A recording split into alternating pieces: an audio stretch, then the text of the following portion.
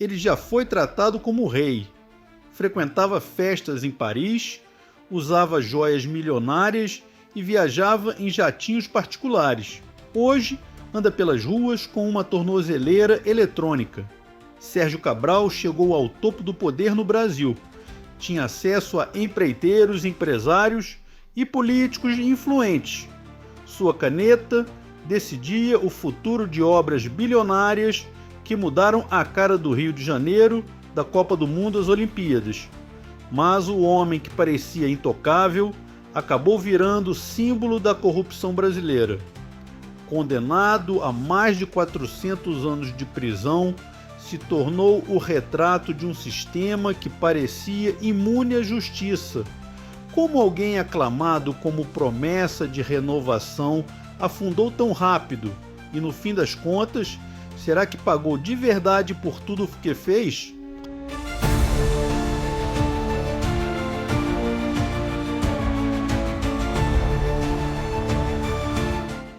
Sérgio Cabral começou sua carreira política ainda jovem. Foi deputado estadual pelo Rio de Janeiro, depois presidente da Assembleia Legislativa e chegou ao Senado em 2002. Mas foi em 2007, quando assumiu o governo do estado do Rio, que ele atingiu seu auge. Naquele período, o Rio vivia um momento de visibilidade mundial. O estado se preparava para receber dois dos maiores eventos esportivos do planeta, a Copa do Mundo de 2014 e os Jogos Olímpicos de 2016. Para Cabral, isso significava bilhões de reais em investimentos, contratos de obras públicas e parcerias com grandes empreiteiras.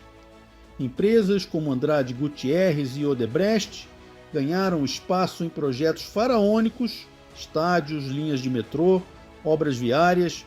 Oficialmente era o renascimento do Rio de Janeiro. Mas logo os primeiros sinais de corrupção começaram a aparecer. Contratos superfaturados, aditivos milionários, licitações direcionadas. O que parecia ser uma oportunidade para transformar a cidade em vitrine global, virou um esquema para alimentar uma rede criminosa. Cabral se consolidava como um político de prestígio nacional, mas nos bastidores criava as bases do que seria chamado anos depois de o maior esquema de corrupção da história do Rio de Janeiro.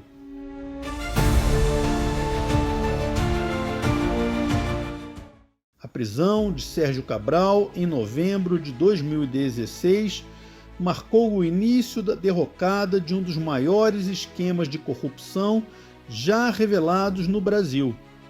O que antes circulava apenas em rumores e denúncias isoladas, ganhou contornos de um verdadeiro império criminoso, sustentado por propinas milionárias, contratos superfaturados e um estilo de vida incompatível com o salário de um governador. Segundo as investigações da Operação Lava Jato, Cabral montou uma rede sofisticada para arrecadar recursos ilícitos. A engrenagem funcionava da seguinte forma: empreiteiras que disputavam obras públicas do estado do Rio de Janeiro pagavam porcentagens fixas em propina em troca de contratos bilionários.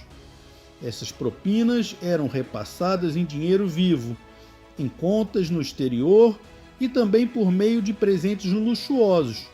O governo, em contrapartida, garantia licitações direcionadas e aditivos contratuais, que multiplicavam os valores das obras. As cifras impressionam. Estima-se que apenas em alguns dos contratos investigados, Cabral tenha movimentado mais de 300 milhões de reais em propina.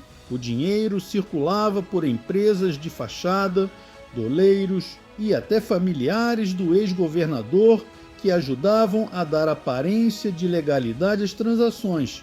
Era um esquema profissionalizado que transformou o Palácio Guanabara em epicentro de negociações obscuras. O Ministério Público detalhou que Cabral não apenas recebia propina, mas também estimulava uma cultura de corrupção. Em depoimentos, executivos de grandes empreiteiras afirmaram que pagar Sérgio Cabral era quase uma obrigação para quem quisesse fechar contratos no Rio.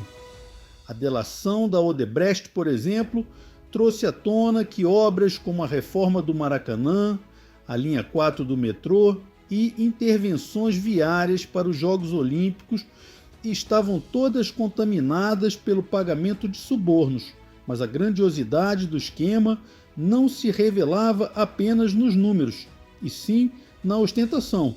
As imagens das apreensões feitas pela Polícia Federal chocaram o país. Foram encontradas joias avaliadas em milhões de reais, diamantes, ouro, relógios suíços de edição limitada e até mesmo barras de ouro escondidas em cofres. As condenações vieram em série. Entre 2017 e 2019, Sérgio Cabral foi sentenciado em diversos processos que somaram mais de 400 anos de prisão. O juiz Marcelo Bretas, responsável por parte das decisões, chegou a escrever que Cabral havia transformado a administração pública em um balcão de negócios. A frase resumia bem a percepção geral.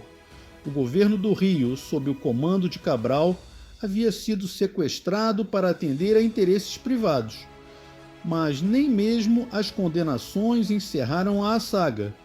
Em 2022, o Supremo Tribunal Federal começou a rever parte das sentenças, anulando processos por entender que havia irregularidades na condução da Lava Jato no Rio de Janeiro. Essa decisão trouxe uma nova reviravolta ao caso, colocando em dúvida até que ponto a justiça seria capaz de manter de pé todo o edifício de acusações contra o ex-governador. Apesar das disputas jurídicas, o impacto público foi devastador. A imagem de um ex-governador algemado, cercado de policiais federais, contrastava violentamente com os tempos de festas luxuosas e viagens glamorosas.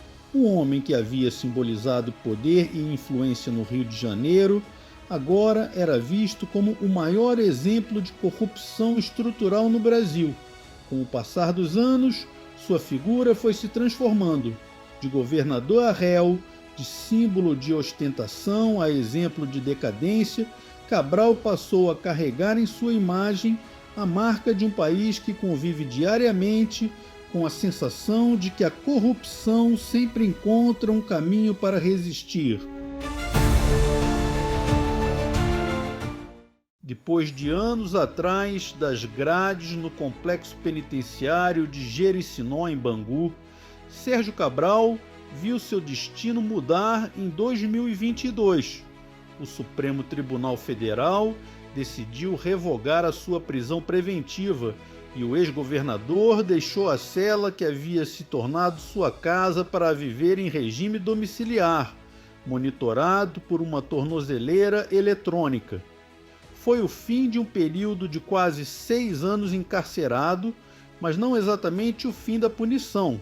Hoje, a imagem de Cabral caminhando em sua sala de estar, com a tornozeleira no tornozelo, é um símbolo paradoxal. Ele não está livre, mas também não é mais um preso comum. Vive entre grades invisíveis em um espaço restrito, mas confortável, que contrasta com a realidade dura das cadeias brasileiras, marcadas por superlotação, insalubridade e violência. Relatos da imprensa mostram que sua rotina é discreta. Cabral vive em casa com a família, cumpre as regras do monitoramento e faz raras aparições públicas.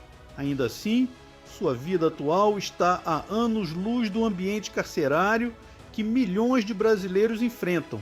Para muitos, isso representa um privilégio que a justiça só concede a quem tem poder, influência e bons advogados. O caso de Cabral também levanta uma questão que incomoda: até que ponto o sistema de justiça é capaz de garantir a execução real das penas? Afinal, como alguém condenado a mais de 400 anos de prisão pode estar em casa, ainda que com restrições? Não se trata apenas de Sérgio Cabral. Seu caso se tornou um espelho de algo maior: a dificuldade histórica do país em lidar com a corrupção política. Quando um ex-governador condenado a centenas de anos consegue cumprir pena em casa, a sensação perante a sociedade é de que no Brasil políticos poderosos nunca caem por inteiro. Hoje, Cabral tenta reconstruir uma vida sob a sombra da sua própria história. O homem que frequentava Paris e se banqueteava com empreiteiros agora é lembrado como símbolo de um Estado saqueado. Sua figura pública está marcada e dificilmente ele voltará a exercer qualquer protagonismo político. Mas ainda assim, a dúvida persiste. Sua punição foi suficiente para reparar os danos causados ao Rio de Janeiro e ao Brasil. Sérgio Cabral está preso ou está livre? Para uns, ele ainda paga por seus crimes. Para outros, continua protegido pelo manto da impunidade que cobre tantos homens públicos no Brasil. No fim das contas, sua situação atual é o retrato fiel de uma justiça que parece incompleta.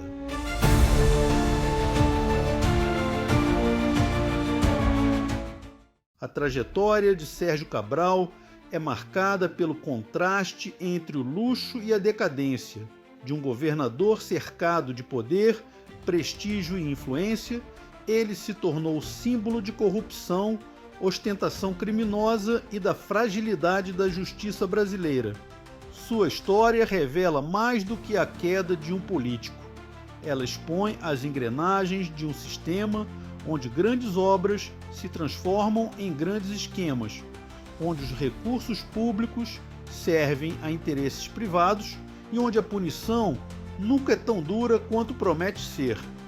Cabral foi condenado a mais de 400 anos de prisão, mas hoje vive em casa, com tornozeleira. Uma imagem que resume perfeitamente o paradoxo da justiça no Brasil: nem totalmente preso, nem totalmente livre. E fica uma pergunta: será que o sistema brasileiro é realmente capaz de punir políticos poderosos? Ou veremos sempre, como no caso de Sérgio Cabral, que para alguns as grades são invisíveis